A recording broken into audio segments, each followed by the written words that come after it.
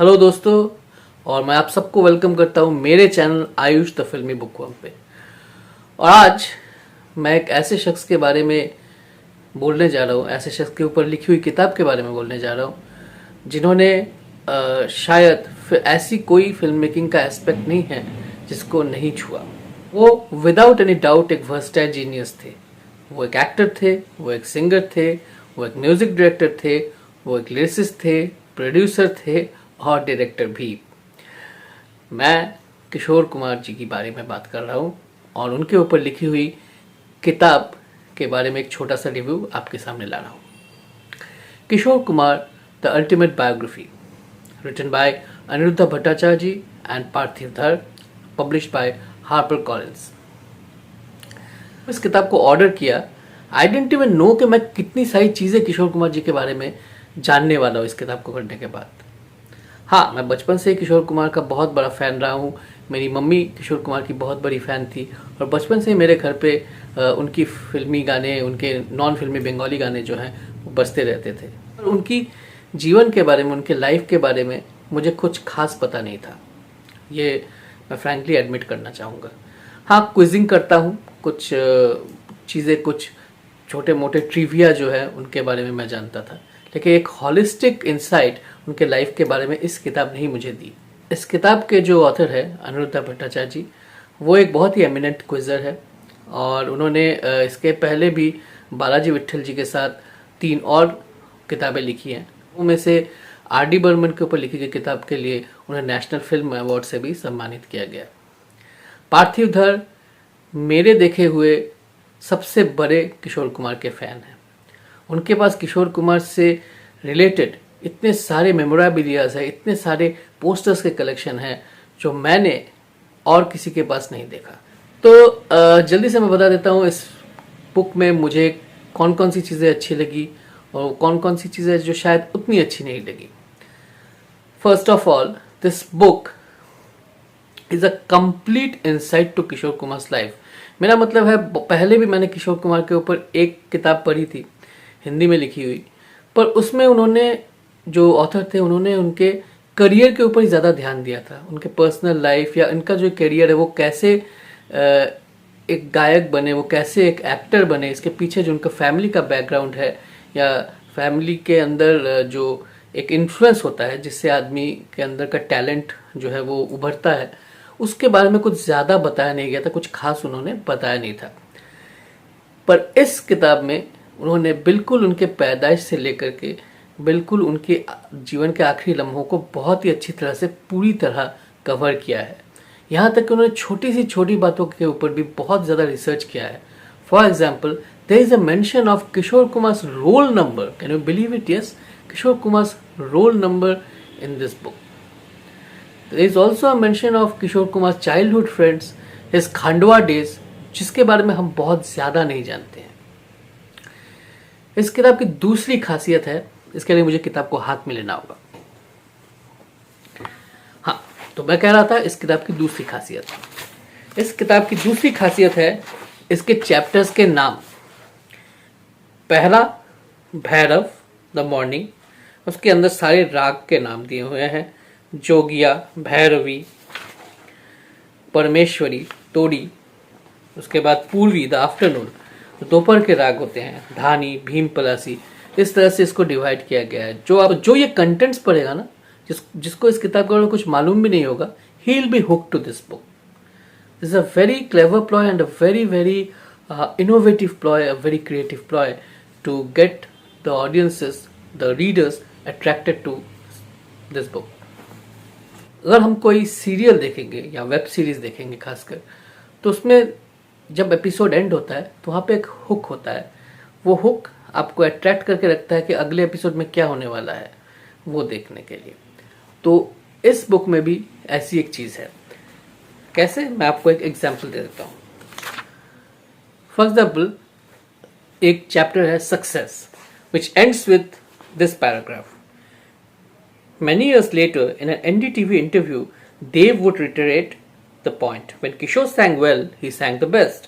Kishore would ask him the expression Dave wanted in the song, to which he would reply, "Keep me in mind while singing, and I will perform on your style." In another interview, they've confessed to being so enamored by Kishore's voice that he was willing to pay him a sum equal to his own. For Kishore, however, singing the most number of songs for Dev till then was purely coincidental. Now, this last paragraph is talking about Devan's association with Kishore Kumar. उसके अगले ही chapter, जिस chapter का नाम है the Funtoosh phase, Funtoosh is a film which star Dev Anand. तो ये जो एक सीमलेस ट्रांजिशन है, ये इस बुक की एक खासियत है, और इसलिए इस बुक को पढ़ते वक्त किसी भी रीडर को बोरियत की फीलिंग कभी भी नहीं आएगी। Another thing which I really liked about this book is the way the authors have painstakingly done their research on the earlier phase of Kishore's singing career, जिसके बारे में बहुत ज़्यादा बात नहीं की जाती। किशोर कुमार जी ने ऑब्वियसली बाद में एक प्लेबैक सिंगर के रूप में ही उनको बहुत ज़्यादा सक्सेस मिली, वो सक्सेस के पिनाकल पे थे, specially in the 70s and the 80s। पर ये जो 50s का जो फेज़ है, उसमें उनके प्लेबैक को कितना एक्सेप्ट किया जाता था, कितनी एक्सेप्टेंस उनको मिली एज अ प्लेबैक सिंगर, ये वाला फैसेट जो है इस बुक में बहुत अच्छे से, बहुत ही डिटेल में इसको कवर किया गया है, which I really liked about this book. Also the illustrations by Jayanta Basu, they are simply wonderful. I mean, they are definitely the highlights of this book of Kishore Kumar. If I show you one artist's impression, I think it will suffice. See this. This is not a photograph. This is an artist's impression of the funny meeting between Lata ji and Kishore da. अगर आपको इसके बारे में नहीं पता है तो इस बुक को आपको पढ़ना पड़ेगा, इस किताब को पढ़ना पड़ेगा, जिसमें लता जी ने नरेट किया कि वो और किशोर कुमार पहली बार किस तरह और कैसी सिचुएशन में मिले थे, और उसको इतनी खूबसूरती से मिस्टर जयंता बासु ने इलस्ट्रेट किया है।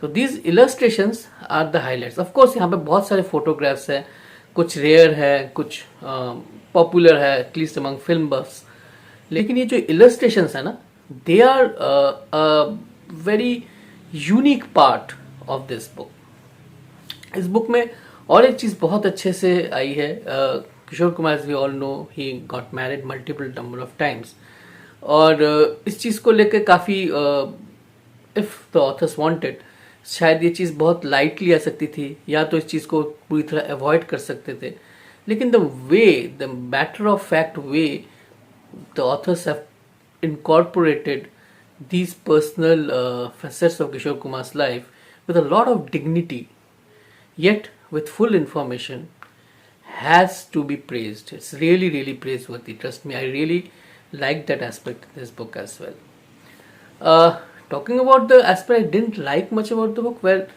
ऐसा कुछ भी मुझे तो नज़र नहीं आया इस बुक में, very frankly. But yes, I have a small gripe.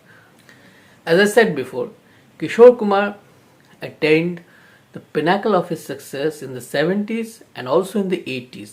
70s के बारे में फिर भी यहाँ पर काफ़ी अच्छे से डिस्कस किया गया है, लेकिन 80s के बारे में बहुत ज़्यादा डिस्कस यहाँ नहीं किया गया है. Yes, there's the mention of music directors who used him a lot in the 80s like Rajesh Roshan, Bappi Lahiri, etc. But they have not been discussed in as much details as the songs of his 50s and 60s films. Yes, his basic songs have been discussed. जो basic songs उन्होंने बंगाली में गाए थे उनको काफ़ी अच्छे से यहाँ पे डिस्कस किया गया है. But I personally feel कि 80s में जहाँ पर फिल्म म्यूज़िक का ट्रेंड बदल गया था, चलन बदल गया था, वहाँ पर किशोर कुमार जी ने 80s में भी बहुत सारे मेलोडियस गाने गाए हैं, और वो ट्रेंड के साथ भी चले हैं, उसके साथ हिसाब से भी उन्होंने बहुत सारे गाने मसाला फिल्मों में गाए हैं. तो ये तो एक फैसेट है, सो कोई पसंद कर भी सकता है, नहीं भी कर सकता है, but since it's an important facet of his career as a playback singer, I personally think it should have been mentioned, at least in a separate chapter. Other than this, I think it's a well-rounded and it's a complete book on Kishore Kumar. It's actually the ultimate biography on Kishore Kumar. और बहुत लोगों को अगर problem है कि ये book ज़रा सी highly priced है, तो मैं कहूँगा कि अगर इस तरह के बुक्स को दूसरी पर्सनैलिटीज़ के ऊपर लिखे हुए बुक्स को हम कंपेयर करें और उसके कंटेंट्स को हम कंपेयर करें, I think it's actually value for money. I personally feel so. It's a wonderful book and it should find a place in every film buff and every music lovers bookshelf.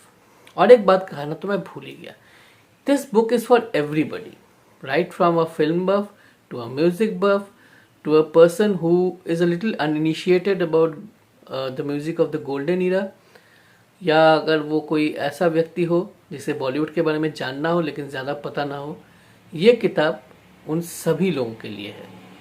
So what are you waiting for? Just go and grab a copy of this wonderful book. अगर आपको ये मेरा review अच्छा लगे तो please मेरे video को like, share और सब्सक्राइब करना मत भूलिएगा. और अगर आपका कोई सजेशन है मेरे वीडियो को लेकर तो मुझे प्लीज़ कमेंट बॉक्स में बताइएगा और इस वीडियो को जितना हो सके शेयर कीजिएगा. गुड बाय एंड जय किशोर.